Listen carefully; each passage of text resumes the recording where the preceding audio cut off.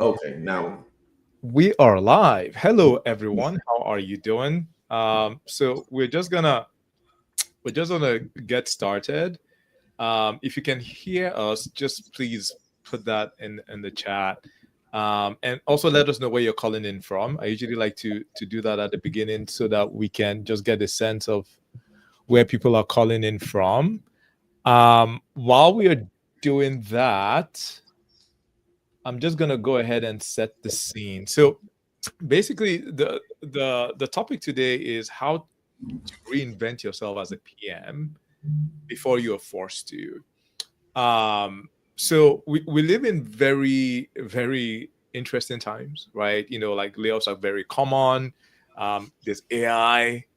Organizations are looking to like flatten the middle, right? So there's all these things going on. What does that mean for the PM, right? So um that's sort of the context behind this talk. So I am so excited to have Dr. Tony on the show. So Dr. Tony is going to be we're going to be exploring this topic, and I would love to really get Dr. Tony's perspective. So Dr. Tony, thank you so much for being here. How are you doing, Dr. Tony? Thank you very much for having me today. So I'm doing great. So everything is about the attitude. The attitudes. I'm doing great today. Nice. And much better talking to you, talking to all the people that join this session. Amazing. All right, I can see Elizabeth. Hello, how are you doing? So I can see. Okay, we are live. People can hear us. All right. So hi, Mark. How you doing? All right. So Dr. Tony, for those that don't know who you are, why don't you introduce yourself? Yeah, why don't you do that, Dr. Tony? Okay. Yeah, so Dr. Tony, I was born in Dominican Republic. Then I moved to Puerto Rico with family. So I developed my professional career between the Dominican Republic and Puerto Rico, mainly in Puerto Rico, because I went there when I was younger. And so a little bit about me. So the universe, I said, the universe, everything is for a reason. The universe took me into the route of information technology. So I started as a software developer when I was 17. So a lot of people say, well, how? 17? Do you have a college degree? No. But I had a curiosity. That's one of the skills that you need to have. Curiosity. I want to learn.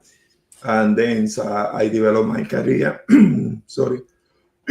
Sorry, I developed my career around the IT and software developer. So I had the opportunity to play basically every role. I was a computer operator. I would work as a data entry, business analyst, project leader. And then I would say the last 30 years of my professional career have been in management, leading software development team, leading project managers, establishing project management office, establishing methodologies for organization, and teaching, because I've been in education for more than 35 years, sharing knowledge. So I believe sharing knowledge is important. So I have my own company, so TP Global Business Consulting, so that we do consulting. I'm also a speaker, so I like to travel the world, knowing different people and learning from people, not just facilitating my knowledge, but I just get knowledge from the people that I connect with. Amazing. All right. So now that you've introduced yourself, Dr. Tony, so let's get to the order of the day. Um, Mm. Actually, before we do that, I see some people just saying hello in the chat. Hi, Emin. Hi, Mashoud. Hi, Matthew. Hi, Amy. First time, welcome. Hi, Beverly. Hi, Charlene. Hi, Justin. Hi, everyone. So and hi, those of you that haven't said hi yet. Okay, so Dr. Tony, why does a PM need to even think about reinventing themselves, or should they even think about reinventing themselves? Yeah, that's a great question. The thing is, the we live in a that we call a BUCA, the buca time. It's a volatility, uncertainty, complexity, and ambiguity. With that being said, so the world is not static. The world is constantly moving, and that's required for us as a professional to also move with the pace of the changes that are happening around the world. Uh, Economic changes, the workplace changes. There's a lot of shifts, technology shifts. Uh, so that requires that we need to reinvent every day. It's not like, for example, I started my career in 1978. If I still have the mindset when I started in 1978, so I would be that like a dinosaur. I die because I need to evolve. Now we are in the AI era, and that's required that you need to reinvent yourself. You need to scan the environment. So what's going on today in your organization around the world, and constantly learn about different things. So that's me. So I'm constantly learning, reading, observing, talking to people. That means reinventing yourself, so you be relevant for your organization, for your life. Yeah, so, point taken. So we live in a very VUCA world. Now, some skeptics might say, okay, the same thing was said 15 years ago, right? And the same thing has been said, like, okay, things are changing. Like, why? Let me see if I can pose this question well. Like, or you know what? Let me take a step back. Specifically speaking, what is very different? Like, if we were to take it down, one level, like, what is very different about this time that maybe wasn't different about previous time? Does that question make sense? Yeah. So I would say, for example, so I had the opportunity, and thanks God for that, because I'm still alive. But I have seen a lot of transition in over 40 plus year working in different organizations, knowing people, looking at different trends and evolution of technology. So I started in 1978. We didn't have internet. 1978, we didn't have social media. In early 80, we didn't have any of those things. The Microsoft, the DOS, for those one that remember, if they are from that time, DOS came around in 1985. So that's when I started the university. So I went to college in 1982. So I have seen that kind of. So what is different? So I ask that question also every day. So what was different? So I trying to go back all my life working, what kind of projects I was working, what was the need of the customers. So one thing that I can say that is different today is the availability of information. The information and huge amounts of information is on your hands now, online, real time. But let's say when I was in college, when I needed to complete a project, so I needed to go to the library and peruse all the books and information. But I needed to go physically and look for things. But now you want to know anything, it's on your fingertips. You have information there. So that was, I would say, in both sides. So now your customers, your employers, your users, they also have the information. So now it's more challenging, because before I was the guru. So when I was talking to you, let's say that you are one of my users, my customer, I was gathering requirements. I know more than you about computers. So they saw me and like, okay, you are the gurus that you know how to develop software in computer, but that you don't impress that nobody now, because a lot of old people, they have ChatGPT, they have the browser that you can get the information from you. So sometimes I don't need you. I have the information myself. So that's one of the changes that I think that it changed everything in life. Right. For me, is the democratization of information. Everyone has access to the same information that I have. So what make yeah, that I think the big change Right. in the world that we live. And how does that now? So I guess, bringing this to the PM, like what does that now mean for the PM? So we are now in a world whereby like there's a lot of information, and maybe you're even overloaded with information, right? And your customers, your clients, they have access to maybe pretty much the same information that you have. So what does that now mean for a PM? So that's when the reinvention take most importance, Okay. because now that everybody has the access to the same information that you have, and sometimes they have more information than you have. Hmm. So for the PM require that you need to develop all the skills that make you unique. What we're gonna be the difference from a Mukhtar than Tony? Hmm. So I need to bring that. What is the value proposition?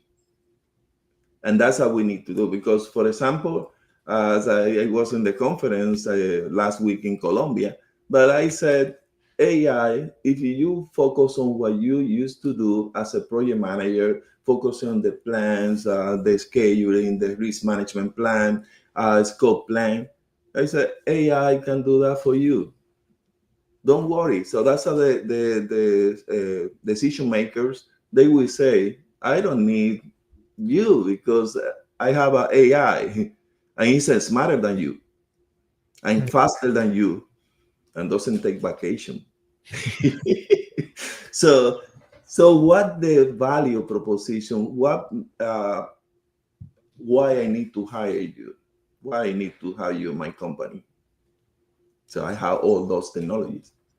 So there's things that you need to stand out: leadership, judgment, think ahead. That's the strategic thinking, and also the desire to help the organization. So you need to become now. So I talked to a friend of mine that he's a professor in entrepreneurship, innovation. So it's like you constantly you need to think ahead. So when I talk to you, you are the executives in your company, the decision maker. So I'm gonna bring something that you don't know, and that's when the value comes from.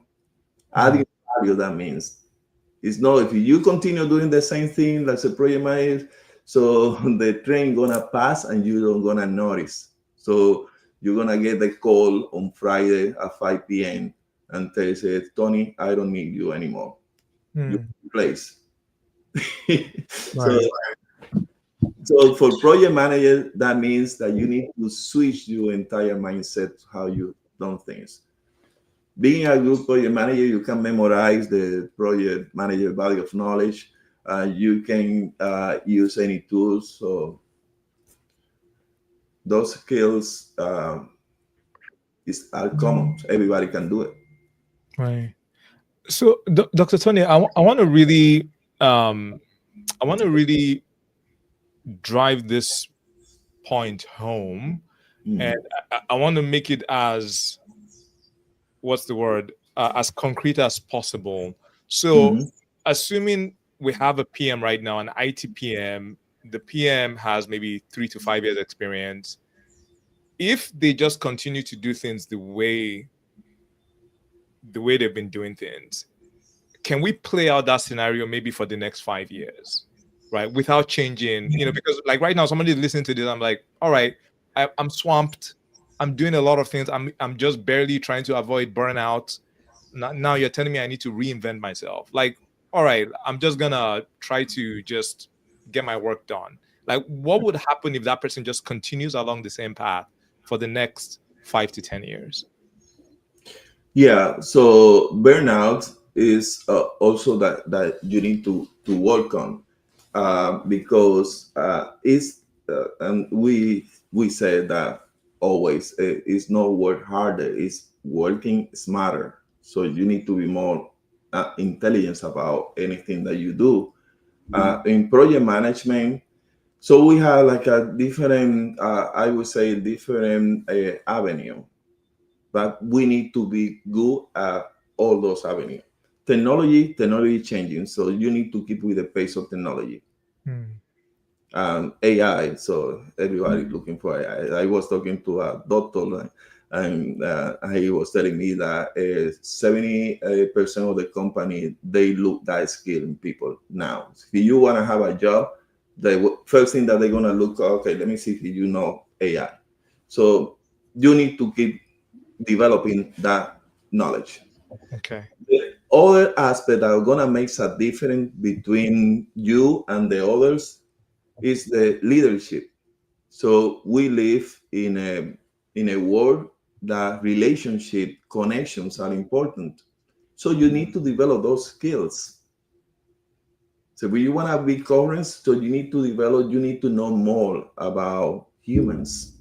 That means emotional intelligence. So I said people when I facilitate the workshop. So there are 37 skills that just learning about emotional intelligence that you're gonna develop. You're gonna develop skill to listen. That is important. You're gonna develop empathy. That is important to connect with teams, because you're not gonna do anything by yourself. You need other people. So those skills are more important than ever in the world that we live. So, and also the PMI, they put it in the talent triangle like a business acumen. So you need to be knowledgeable about business. So that's going to make the difference between the other project manager and you. So you know about the business, so you master the language of the business. When you have those conversations with the decision maker, they will understand you and you will understand them. So if you work around those things, but as you mentioned, burnout. So I like one of the book that I read it when I was younger, and still I have a copy of that book here. Is the 7 Habits of the Highly Effective People. So the seven habit is sharpen the soul. Sharpen the soul, that means that you need to continuously getting better in everything that you do, better in relationship, better understandable. It doesn't mean that as a project manager you need, because I see a lot of people, so I want to learn Python, I want to learn machine learning. That's not your specialty. You only need to know that those tools exist, and you can hire or you can have people in your team that have the expertise, because most of the people, they won't understand machine learning. That's pure science. But you understand that there is opportunity to create use cases to improve your delivery and to serve better to your clients. So you need to see your employer as a customer, and you need to have that mentality of consultant. So that's that I said, it doesn't matter. So for me, so I'm 60 plus, but I had the same mindset. So I'm the generational speaking, so I am very woman, but I had the same in terms of technology, the desire to learn more, discovering things. So I have Gen Z mindset. So that's like you need to have like that desire to learn, discovering, and the curiosity to see how things works. And always thinking is a mindset. Always think that everything can be better, even your own life. So, Right. so I will say about that book, the habit number 7. So another thing is about yourselves. When we talk, I do a lot of mindfulness. So you need to have your time for yourself that you can see inside you, inside Tony. What is inside Tony? What made Tony happy? What made Tony motivated? What passion? What the passion that you have for something, and you need to find that. And you mentioned the word purpose. What the purpose? Right. Yeah. So Dr. Tony, I think, just to quickly summarize what I'm hearing you say. So you're saying that in order to reinvent yourself, you need to focus on some of these very, I guess, human skills. So like leadership, Exactly. empathy, also curiosity, and knowing yourself. And then in addition to that, there's also understanding the business, right? Because at the end of the day, what you're doing needs to have a positive impact on the business and strategy. Exactly. One point that I want to get to is, I remember when we are talking, before this call, you had mentioned that you've noticed that employee engagement is low or non-existent, and this is the environment that the PM finds themselves in. Like, they need to lead projects with disengaged employees, and they need to lead those projects successfully. So, and can you maybe talk more about that, and maybe how to navigate this environment? Because I don't know if there was a study that shows that like employee engagement is at the all-time low, and this is the environment that the PM is supposed to operate in. So, what are your thoughts there? Yeah, so that's when the people skill takes place. And the PMI in one of the side of the triangle is the power skills. Power skills is not like before that name was leadership, but they switched to power skills because there are many. So so what happened in the workplace? I said so. You ask, so what is different? Um, that I would say in the workplace, so we have is multi-generational. Multi-generational. I remember that when I started, 17 years old, so most of the people we were like the same generation, and maybe we have one or two at that time. But now, so precisely one of the conference in Colombia was about that. So we have people that, like me, baby boomer at the workplace. I'm still working, and there are many people like me working. So you have a Generation X, you have millennials, and you have Gen Z. Imagine with diversity also people all together in a workplace, so that makes harder for us to be leaders.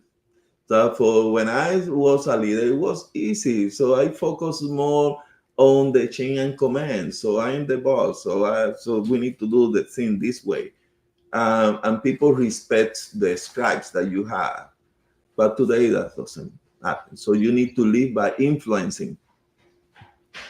Servant leadership. That's the new language of leadership. Servant leadership. You don't work for me. I work for the team. So I am facilitator. I am here to make your life easier.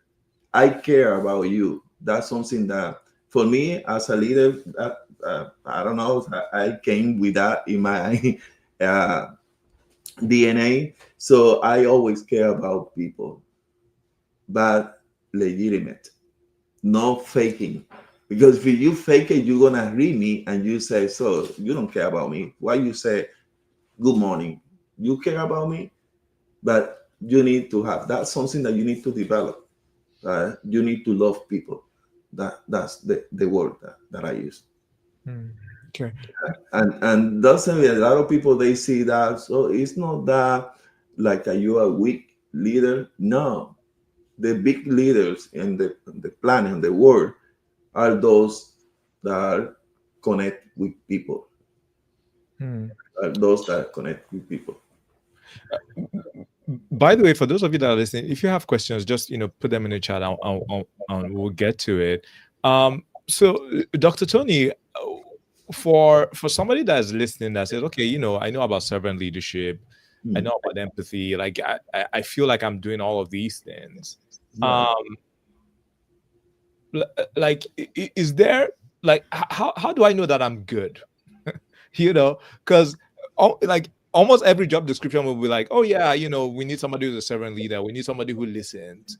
And I Hmm. feel like almost everybody will say, oh yeah, I do all these things. But how do you know whether you're good or whether you actually need to really ramp up those skills? Right. Yeah, definitely. This is a constant learning.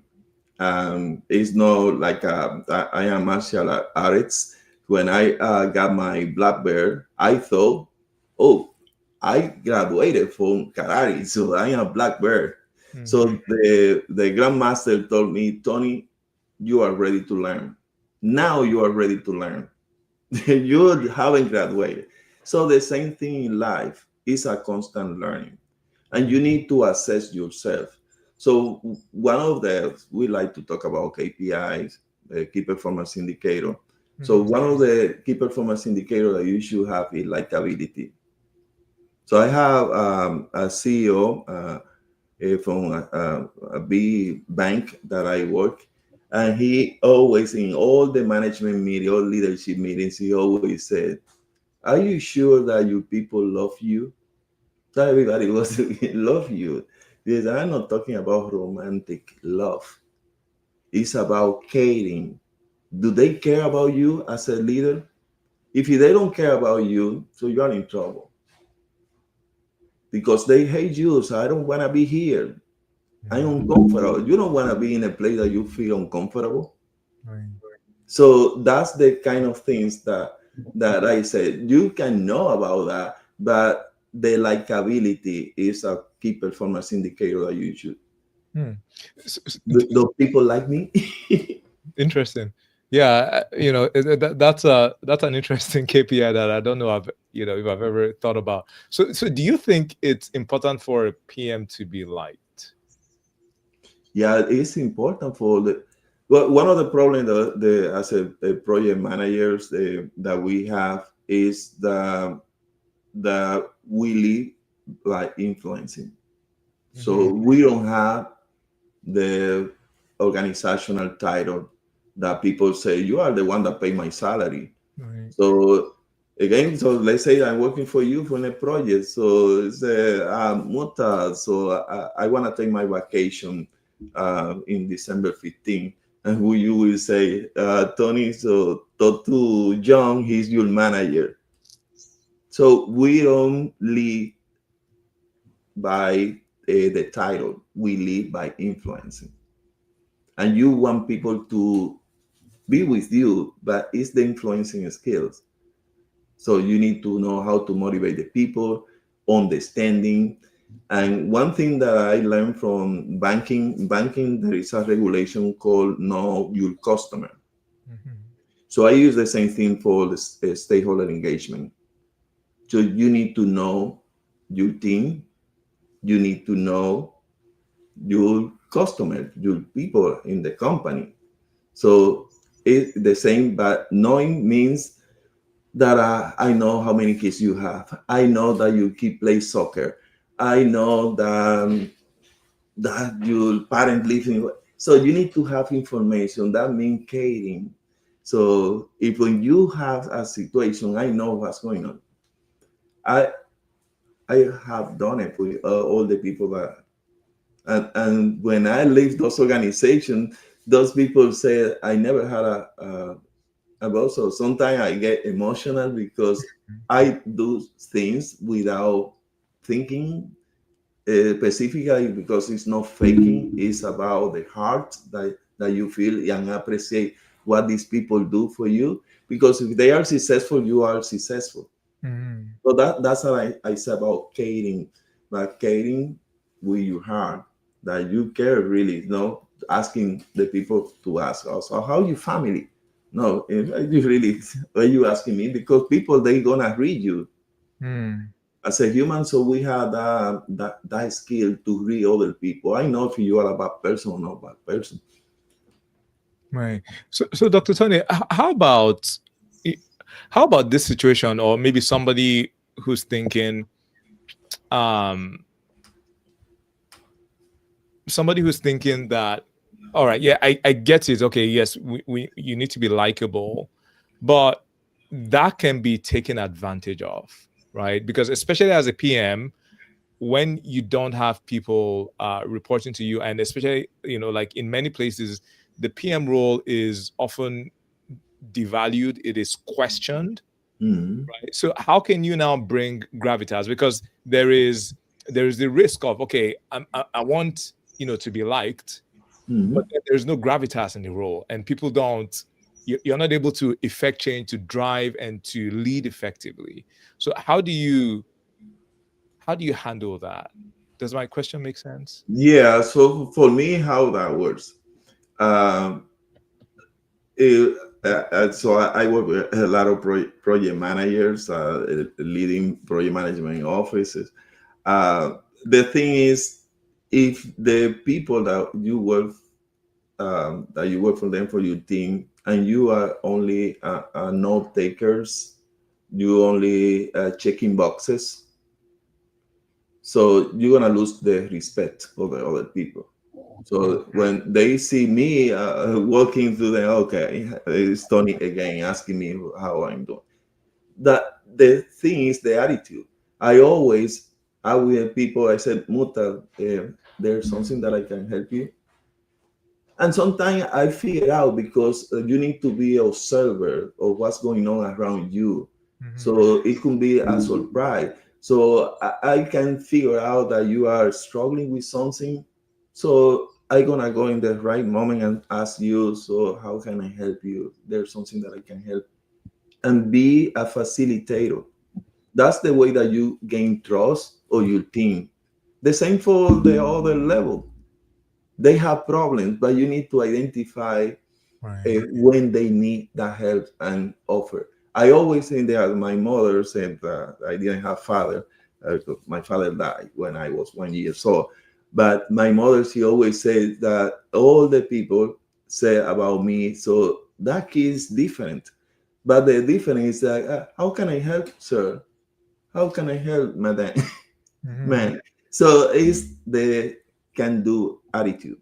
And that will help for your team, for your senior leadership. Because a lot of people, they like to have people around them that help, Right. Right. that I can rely on you.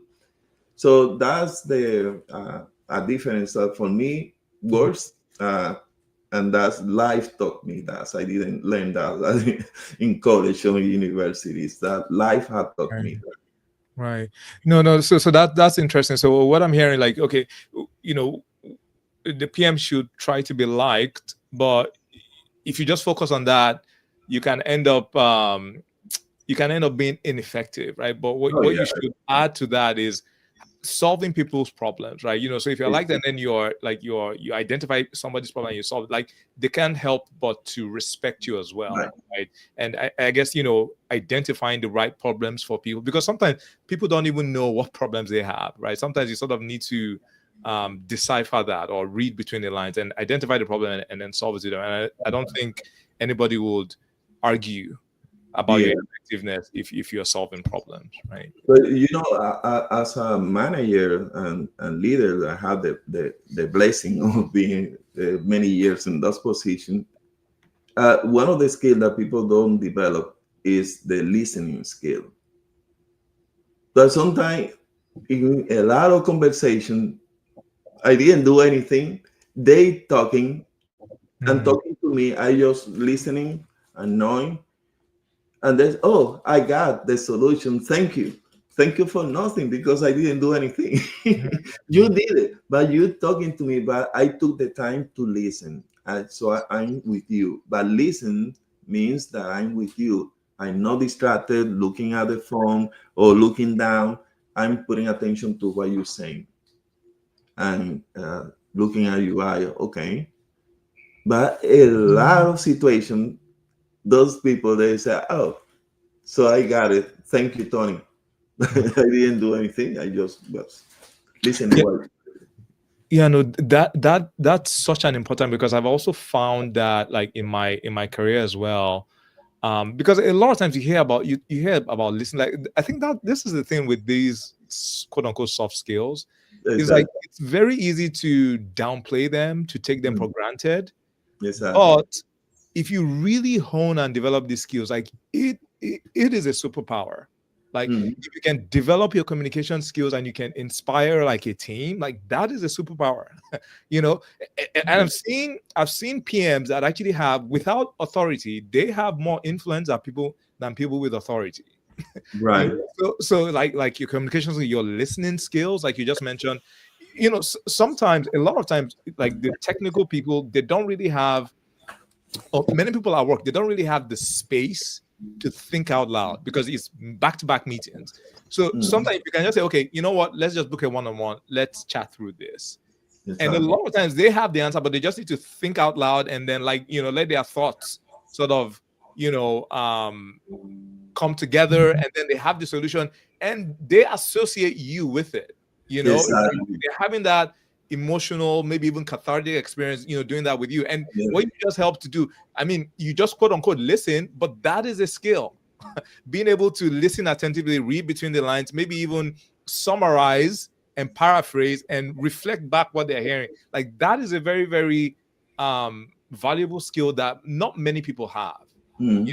So Exactly. I really like that point of, just actually even being a sounding board, just listening. Like, that's something that we can really hone. Right. So, in applying that skill or listening, so you ask so how I can measure myself I am good. Uh, so when you see a lot of people going to you and they see you as the go-to person for things, because I know that Mukhtar, he gonna listen me. So sometimes I only need someone that pay attention to me. Right. Probably I had the solution, but I want to filter by someone. And Right. sometimes you don't need to say anything, just to listen. And all of a sudden, oh, yeah, that's the solution. Thank you. Right. And that's an important skill that we need to develop. And everything, one other thing is intentional. When I say intentional, it's that you want to do it, you want to perfect, you want to be seen as that kind of um, attitudes, and learn from leader. I like to read. I like to watch a lot of motivational videos of the people that I like how they speak, and also learning about how they behave.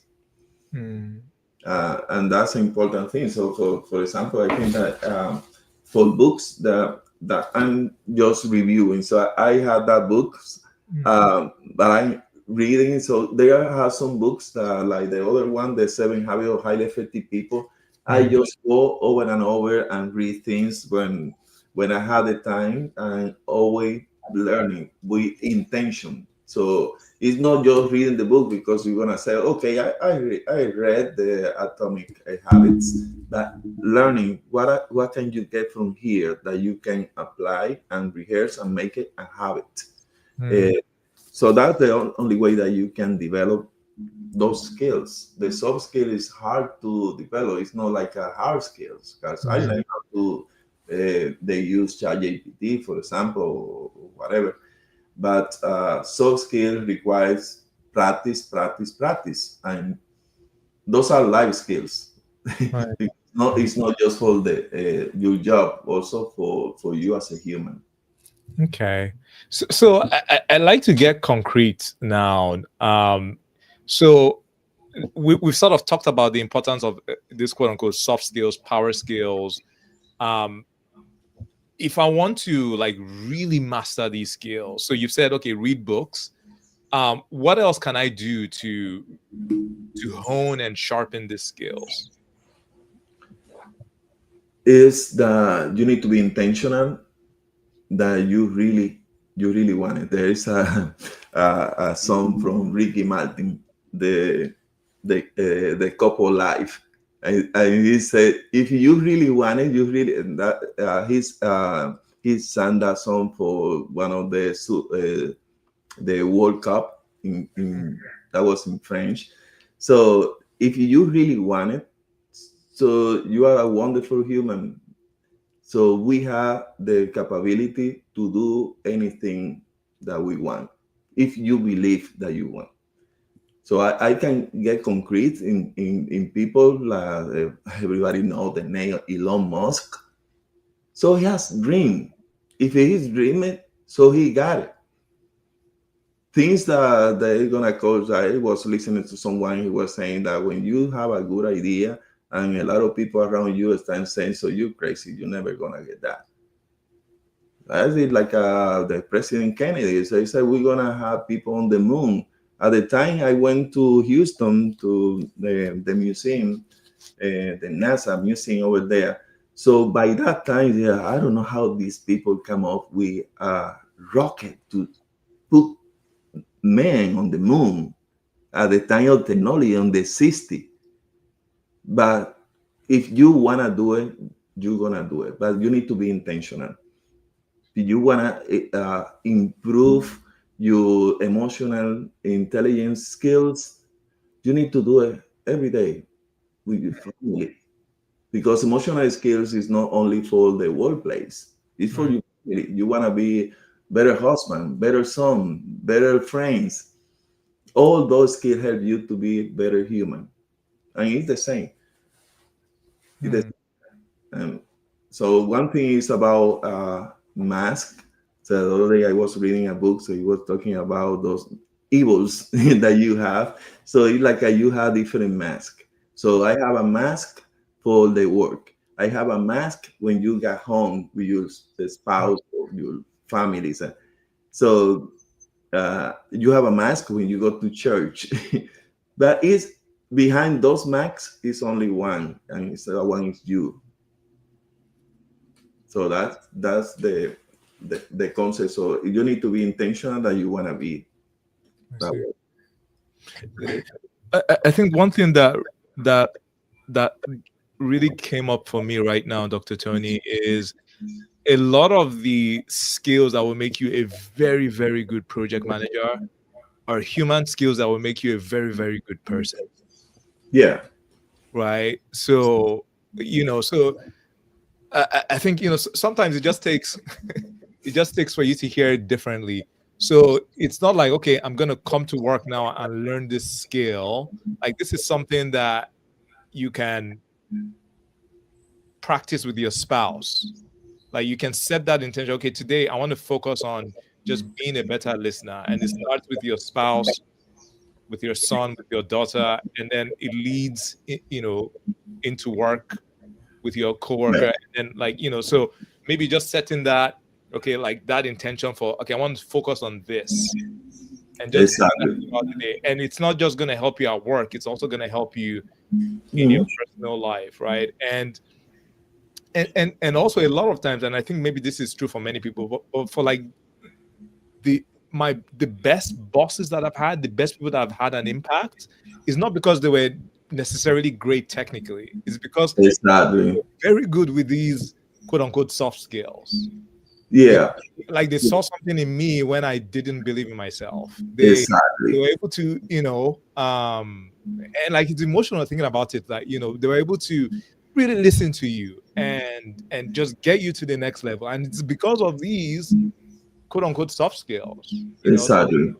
So that Yeah, the people that you remember in your life are those that have connected with your heart. That if I go back and so I don't remember. Oh, I remember that guy that he was non plus ultra in developing coding assembly. I don't remember, but I remember that come easy to my mind. So a boss that I had that did that for me, that connected with me, that helped me. right. That's the people that are gonna connect with you. As a project manager, so one of the things that I tell people when I facilitate the PMP culture, that kind of thing, those are important because, for example, to pass the SEM, you need that. But even the PMP course, the format that we have today, probably not gonna change because the version 8 is coming soon. Right. But until version 7, the SEM from the 2021, so you have 3 domains. Business acumen, 8% of the questions related to that domain. Processes, 50% of the question goes to that domain. 42% of the question go to people domain. So what does say? Almost 50-50. 42% of the question are. So that means that I'm gonna have 90% all technical, all the processes. That won't make you a successful project manager. PMI recognizing that 42% of the questions in the PMP exam are related to leadership, emotional intelligence, is collaborative leadership, strategic thinking. That's a skill that a lot of people say, I don't know what's strategic thinking, so what it means. Yeah, so you need to be a strategic person. So you need to run the project as a business. That's what I tell people. Imagine that investment that the company is doing, they put the money on you, and the money is you taking the money out of your pocket. How you will think if you have $1 million to invest on something, so you will change your mindset. So that's the kind of thing, and that's basically is the way how you gain trust from the senior leadership. That you telling them that I care about the investment. I'm gonna protect that investment like I'm taking the money out of my pocket from my account. Right. All right. No, amazing, Dr. Tony. So let's get to the questions now. I'm gonna go to, well, there's been lots of comments in the chat. So I'm just gonna start from the top. By the way, if you have more questions, just put that down. Yeah. So Justin was saying, let me highlight this.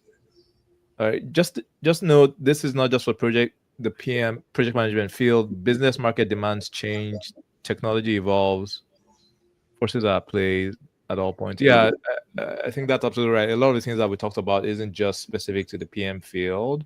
Exactly. Yeah. I think Mashoud was saying, when you were talking about DOS.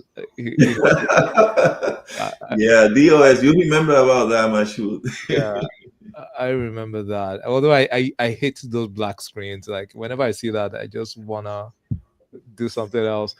All right. So Matthew is saying to reinvent yourself as a PM, shift your mindset from technical execution to strategic leadership, focus on delivering value, strengthen core PM skills, embrace modern tools and agile methods, and align your work with business impact, build visibility through mentorship, thought leadership, and certifications. All right.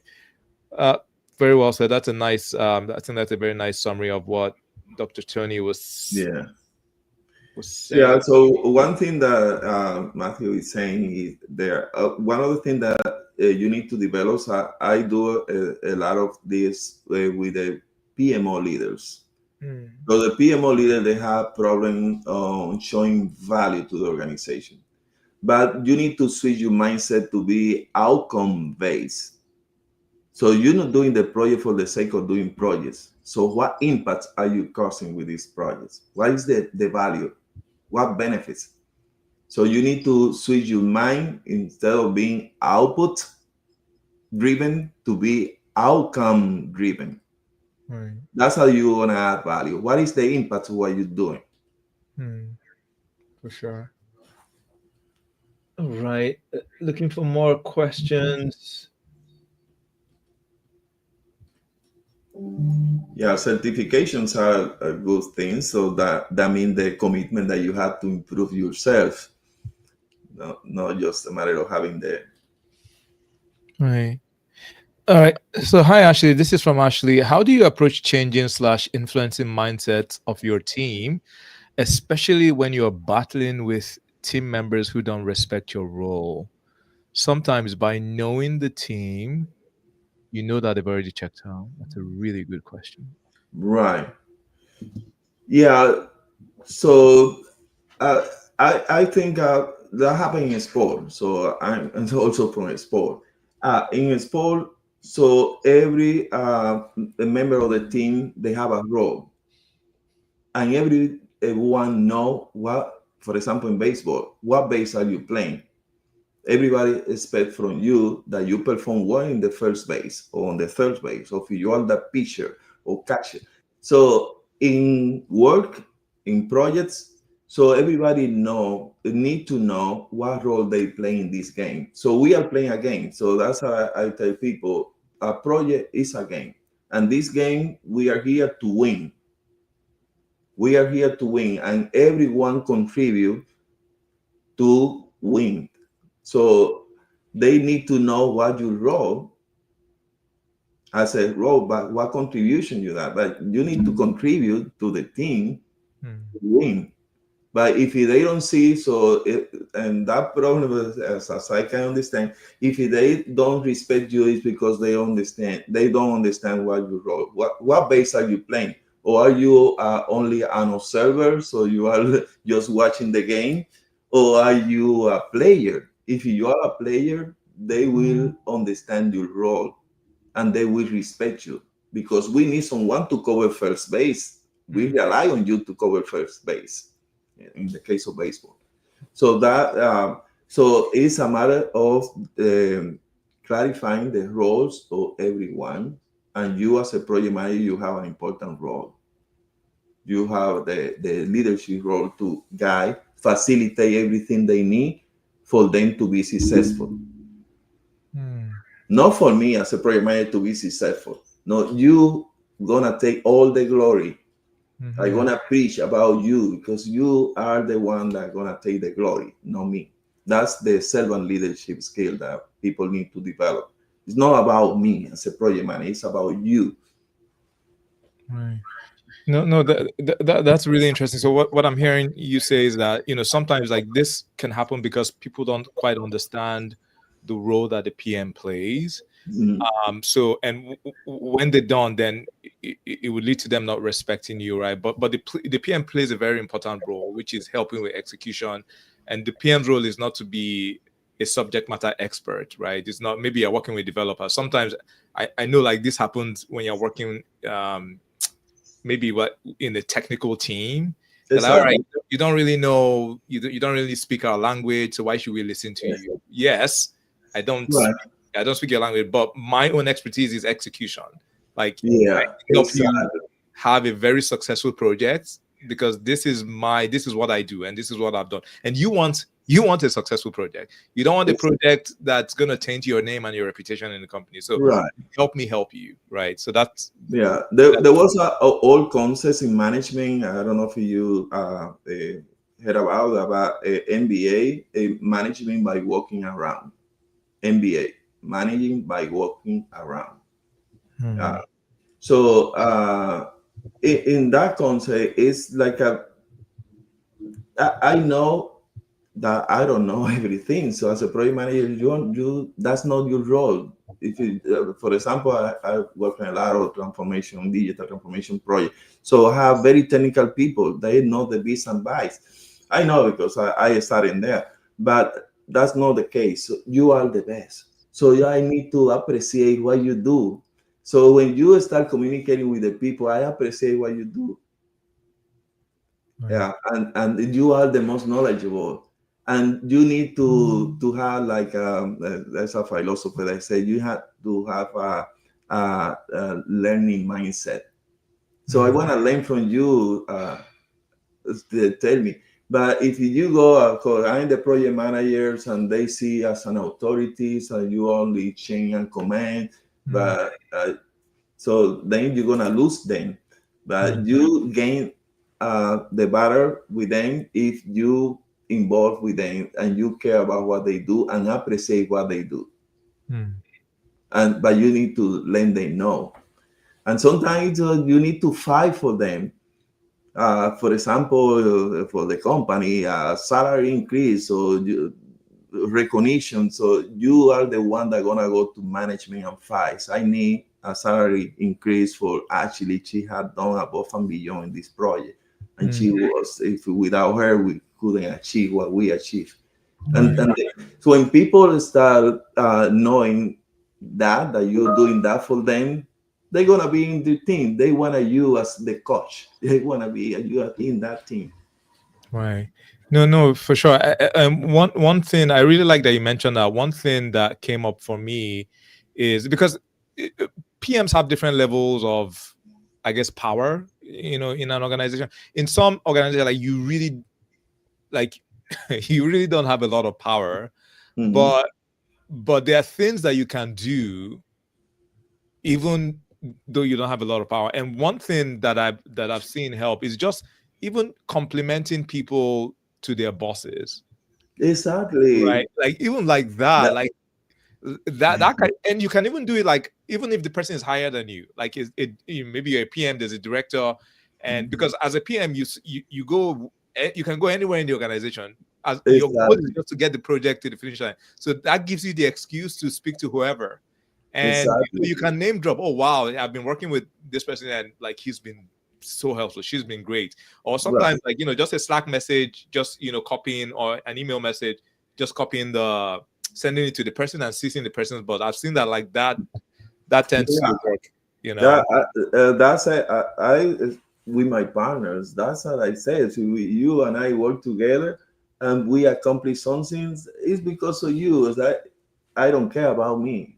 So when you do that, people will appreciate you more. So what I say, the likability, because everybody you want to partner with someone that help you.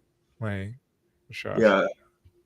All right. Amazing. Let's go to the next question. All right. So this is a question from SN. She says, "How do you showcase these superpowers on your resumes or portfolios to get an interview?" Like, so we're talking about all these, soft skills. Like, how do you showcase them on your resume and portfolios? Any thoughts there? Well, but for resume, because that's very passive, that doesn't have life. I would say you need to focus on impact. The Okay. project that you work, what impacts you cause, how Mm. that help. One of the projects that I did for government was Guatemala, I remember, during COVID. So the project was to develop a, um, a wallet for the citizen of Guatemala because with COVID nobody can go to an ATM. So the impact is the way that I frame it to my people. Let's help the citizens of Guatemala to get to put food on the table. They couldn't go to ATMs to that. So look at that was a project for all was an output to deliver a product for that particular client. Mm. But the way that I'm framing say, let's help the citizen of Guatemala to for these people to put food on the table. It's the impact. If you express what you have done from that way, it's a different mindset. So when I see, Essence, she works in this project, and that was impacted this organization to grow 50%, or this help the people, let's say, in a construction project to connect this city with this city. You need to focus on the outcome. Mhm. So when you had an interview, is the show time. Is Mm. the show time. Is how you connect with the interviewer, the hiring manager. Is when you need to express your communication skill, when you need to also listen to a lot of people when they get interviews. I have interviewed a lot of thousands of people, so they just talk. So I get bored. So yeah, I don't want to use my team. So it's like when you need to practice those skills and get prepared. So again, it's again the other day I wrote an article about winning or losing. That's a game, and Mm. you need to get prepared. Like in sport. The athletes, they get prepared before any tournament. Right. Right. No, I love that. So, the resume you highlight, in fact, that draws and attracts the employer, the company, and then in the interview, you can now showcase those soft skills that would really win you the job. Um, Exactly. Amazing. So this question is from I hope I'm going to say this name right. Seversen. I'm sorry if I Uh, didn't pronounce it right. yes, CB I think. Seversen. Yeah. Yes. Hi. One of the challenges are on the The PM, PM, the PM multi. Gen Z level PM team members. They are refusing all feedback. How can I improve their understanding for strategic alignment? I guess Gen Z employees are concerned about hiring and managing them. Is there any suggestion to me and all audiences? I'm not sure if I read the question right, but Dr. Tony, do you Yeah. get the question? So what I got from that question is that it is like today, and that is concerning because I hear a lot of people everywhere that I go, and they start labeling people by generation, and they say, "Oh, the generation Z, they are lazy, they don't care, they just care about themselves." Millennials, so they are this way. So we are labeling people. At the end of the day, everyone is a human being. So for me, it's a matter of empathy. Empathy is understanding the other human being, regardless the generation. So I was telling someone the other day. So things change. Now we're talking about AI. In 5 years, I don't know how we're gonna call it, but something gonna be different than what we have today. And cars, systems, what is always the same is humans. We still have a heart, we have a brain, and we are humans. That doesn't change. We haven't been evolved like the theories of the evolution. We haven't been evolved to be something else. We are still human. So for me, it's empathy. Forget about the generation. They going to understand. They may have their own interest in certain things, but it's empathy. Understand them, listen to them, understand how the way they think, and nobody is wrong or right. We simply different. We see words with a different perspective because the universe taught us that way. And you were saying, for example, Gen Z, they was born with internet, World Wide Web, with computers that other generation they didn't have that. But at the end of the day, we are human, and empathy is emotional intelligence, understanding them, put attention to the human being. I think that's the key. Right, right. So, one of my thoughts here. So, because I mean, I'm a millennial, and I also remember back in the day, we were called lazy. You know, we're still sleeping in our parents' house. Like that was so. It's interesting. Like I'm seeing the same thing. So I wonder if maybe this is just a matter of what stage that you are in life, because there are young people things, there are teenage things. Mhm. There's like, okay, you're just fresh in the job market, and then there is, all right, Exactly. you're now senior, and then there's, you're about to retire. So maybe it's really just a matter of at what stage that you are, and okay, if you just have kids, like your needs become different. um Exactly. so maybe there's that element. But yeah, I do take your point that everybody is different, so we sort of need to meet them where they are and really understand them. But I guess maybe I'm still trying. I'm trying to square, because I feel like maybe there might be a reality to where people are in their life. Like, did you just graduate from college? I feel like your needs and your outlook will be different from when you are a new parent, from when you're about to retire. So maybe there are different ways to meet people where they are, depending on what stage they are in life. I don't. Does that? Exactly. Yeah. So you need to. I think that Abraham Maslow he talks about how people are motivated.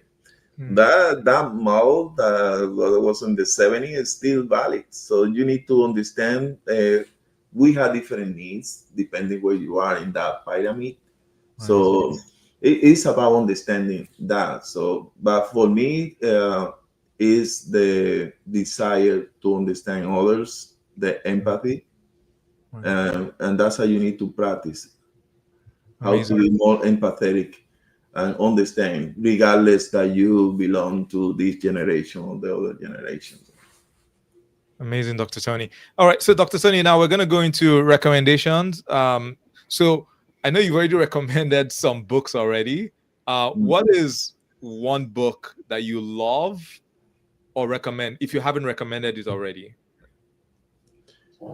Well, the one that I say that I go over and over is that one, the Okay. 7 Habits of the Highly Effective People.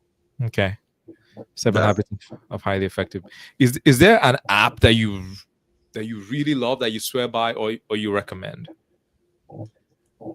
well, as an application, that's because I like to read, and is I use Audible. Audible. Okay. Yeah, that's a nice one. All right. Do you listen to podcasts? Is there a podcast that you love or recommend? So I would say I'm not a podcast person, but for project managers, Project Fire from PMI, they have a podcast that they bring a lot of good topics. But I am more about the clips that I use Instagram, so I follow. Of course, I like Denzel Washington, John Maswell, Simon Sinek. So I listen. I have a ritual. So something that I didn't take. So you need to have a ritual if you want to improve, and you need to define what your ritual gonna be. When you're gonna do things to reset your mind, to do the retrospective for the day. Every day you need to have that. You're gonna do in the morning, early in the morning. I do it early in the morning when I get up. I am a morning person, or you do it bedtime. So you need to have that. And that's how in the morning. That's how I first. I try to always have something for the day. Okay. Sorry, Dr. Did you say recharge? Sorry, what did you say? Ritual. A ritual. Oh, gotcha. Ritual. Yeah. Right. No, that makes sense. What's your favorite productivity hack? My favorite productivity hack is I would take I do things like a sprint. So at certain time. So for example, I'm working. After I finish here, I go to my backyard, see my plant, and say hello. I love you. So I have lemons, I have oranges, and cherries. I have a lot of things in my backyard. So sometimes I go to theirs and take a few minutes and come back. All right. So sorry, did you say your productivity is like you do everything in sprints? Is that It is like a sprint, exactly. Okay, so like you make it time bound, like okay, I'm gonna allocate this time and I'm gonna just focus on this one thing, right? Exactly. Just focus on one thing. That's the sprint. So Nice. when I finished that, so I move for. That's the reason that I'm multitasking. So it's not really multitasking. So I'm with you. I'm with you. Right. Makes sense. So I finish. Then I take a 10-minute break. Okay. Next target condition in Toyota Cara. That's a methodology that Toyota use. They call it a target condition (TC). Next target condition for me. After this one, I need to finish the grading of a class that I'm teaching. Nice. So it's like that. Next target condition, TC. TC. Amazing. When you're overwhelmed, what do you do? What helps you? When I overwhelmed, I'm a golfer. When I overwhelmed, so I step up from the days I have a lot of hours. I'm working from home. So what I do, I go to the driving range and hit some balls. I compete golf. So that for me, that works. And sometimes it's raining like today, so I don't go to the golf course. So I go down and take something and watch a little bit of TV, some of the program to see what's going on in the world. And Right. yeah. Amazing. So actually, just like being on the golf course, like hitting balls, like that calms you down, like that's therapeutic. Right? Yeah, Yeah. but it's a learning experience because that helped me a lot in other resiliency, in Okay. other visualization, the mindfulness that I do a lot of mental game. So I have a lot of application. So that helped me to play much better. So it's the same in life. So when you have a project, you need to visualize how the end result look like. Okay. Right. So that's I use golf is when I find peace. Right. Yeah. Interesting. My uncle plays golf as well. I've never gotten into golf, but like, yeah, a lot of people keep on saying good things about it. But when I look at it, I'm like, I don't know, but I should give it a try. Yeah. Yeah, it's good. Awesome, Dr. Tony. So, Dr. Tony, for those that want to reach out to you after this, how can they do that? Whereas I'm available in LinkedIn. I said that's my second home because I do a lot of posting and read, and connect with a lot of people. So LinkedIn. So you look for Dr. Tony Prensa, you're gonna find me there. Amazing. Dr. Yeah. Tony, thank you so much for coming and for sharing with us. Really appreciate your time. Yeah, so I enjoyed this. Thank you very much. And anything that you need from me is I'm here to serve. I am servant leader. Thank you, everyone.